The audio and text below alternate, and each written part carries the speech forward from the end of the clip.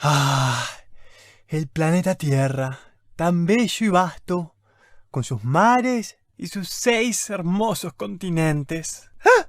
¿Qué pasó? ¡América! ¿Dónde fue? ¿Dónde está?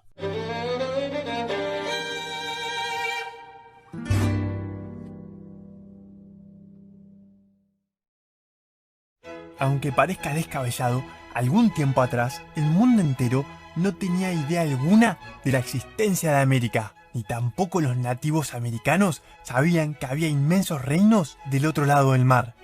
Para saber cómo fue el primer encuentro entre estos dos mundos, tenemos que irnos hasta el 3 de agosto de 1492.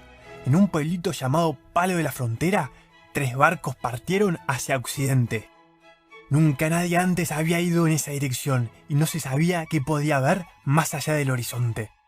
Luego de algunas semanas de viaje, cuando las provisiones empezaron a escasear y la tripulación estaba al borde del colapso, uno de los marineros gritó a los 4 vientos: ¡Tierra a la vista! Habían llegado al continente americano. Bueno, en realidad a una islita muy cerquita del continente. Pero, ¿cómo fue que empezó este viaje transoceánico? Primero de todo, debemos entender la importancia del comercio que existía ya hace mucho tiempo entre los países europeos y Asia. Gracias a este vínculo comercial, los europeos podían conseguir productos que de otra forma les era imposible, como la seda y porcelana de China o las especies de Persia y la India. Estas especies tenían mucho valor, ya que permitían tapar los horribles sabores de la comida podrida, y en esa época todo se echaba a perder mucho más rápido porque no había heladeras. Además servían para conservar la carne por más tiempo y hacer agradables perfumes que ayudaban a disimular la mala higiene de aquella época. Existían 2 rutas muy importantes que conectaban a ambos continentes: la ruta de la seda y la ruta de las especies. La primera atravesaba grandes distancias por tierra. Estos eran viajes costosos por lo largo que eran, además de ser muy inseguros. La segunda de las rutas, la ruta de las especies, era marítima y conectaba varios mares como también las costas del Océano Índico. En el siglo XV los países europeos empezaron a desarrollarse y producir cada vez más alimentos. Esto permitió que aumentara la población y así también la demanda de productos de lujo que provenían de Oriente, como los perfumes, las sedas y las especies. Pero había un pequeño problema: los europeos no tenían ningún producto muy atractivo para ofrecer. Por lo tanto, la única forma de adquirir los bienes provenientes de Asia era pagando con oro y plata. Es así que varios reinos se lanzaron en la búsqueda de estos metales preciosos. A su vez, el Imperio Otomano comenzó a expandirse ocupando el territorio que conectaba las rutas comerciales, que eran fundamentales para los comerciantes europeos.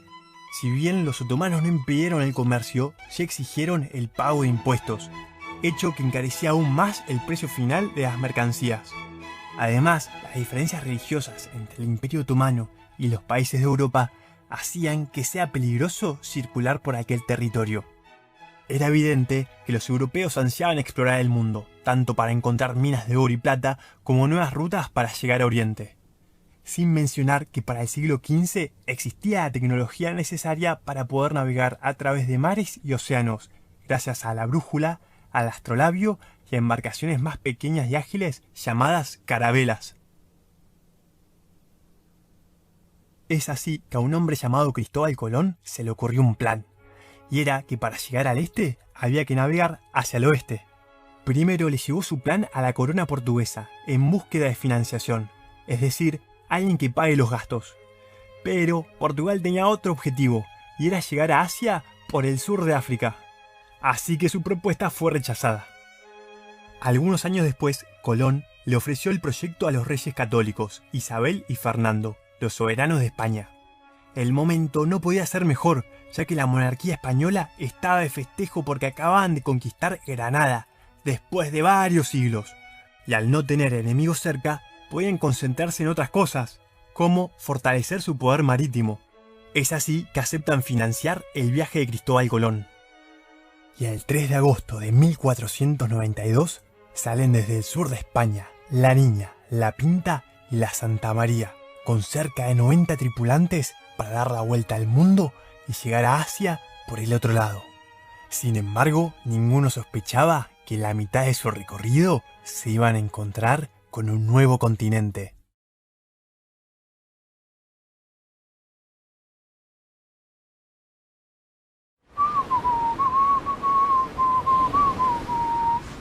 Señor, disculpe, ¿está usted perdido acaso?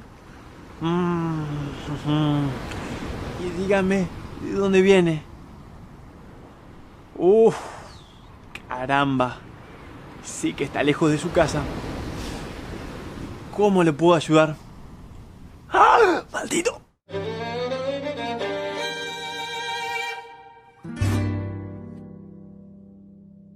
El año es 1492 y los españoles habían llegado a América.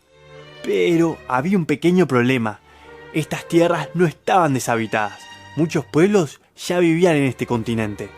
Así que los recién llegados se preguntaron qué podían hacer ante esta situación. Y decidieron que lo mejor era conquistar las tierras y llevarse todas las riquezas. Es así que se emprendió una colosal campaña de invasión que durará más de 200 años. Sabemos que no había un único ejército con miles de soldados dirigidos por el rey. En cambio, había varias empresas, algunas con más y otras con menos soldados. Cada una de ellas era liderada por un noble, quien iba en nombre de los reyes a explorar, conquistar y ocupar los territorios del nuevo continente. Los miembros de estas expediciones, por lo general, eran personas que en Europa no les estaba yendo muy bien.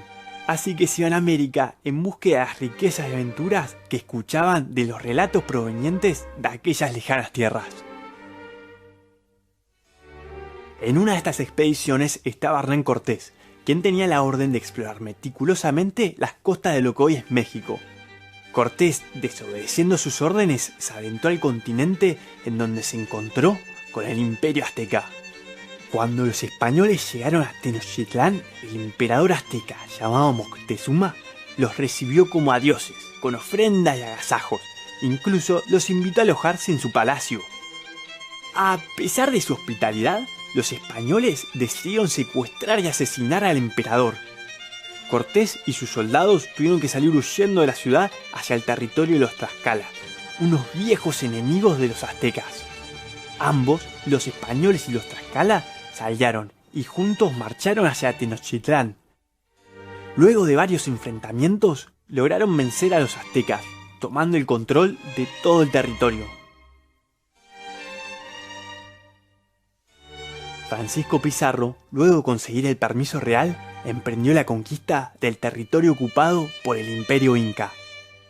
Pero antes que él llegara, gran parte de la población se había contagiado y muerto de viruela. Entre las víctimas se encontraba el Zapa Inca y su sucesor al trono, lo que dejó al imperio sin heredero y una guerra entre hermanos para determinar quién sería el nuevo emperador. Atahualpa, uno de los hermanos que reclamaba el trono, terminó triunfando y proclamándose como el nuevo Zapa Inca.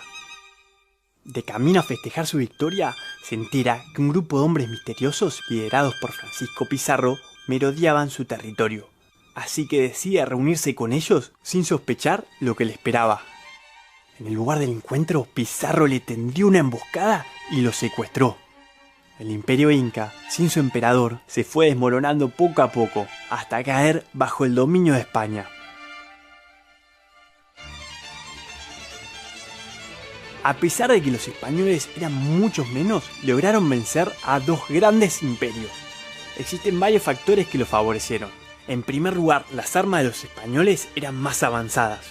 Tenían armas de fuego como fusiles y cañones y portaban pesadas armaduras y espadas de acero. Además, tenían animales que no existían en América, como los caballos, que eran grandes máquinas de guerra. Otra pieza fundamental en la conquista fueron los conflictos internos que había entre los pueblos nativos. Los españoles aprovecharon esta situación y se aliaron con las tribus enemigas de los aztecas y los incas. Y por último, las epidemias. Cuando los europeos llegaron a este continente, trajeron con ellos enfermedades como la viruela y el sarampión. Estas mataron a un gran porcentaje de la población nativa, incluyendo a más de un emperador. Estas enfermedades no afectaban a los europeos de la misma forma. ya que estos habían desarrollado los anticuerpos necesarios que los defendían de las mismas. Es así como de la noche a la mañana los nativos americanos vieron que su mundo había sido alterado para siempre.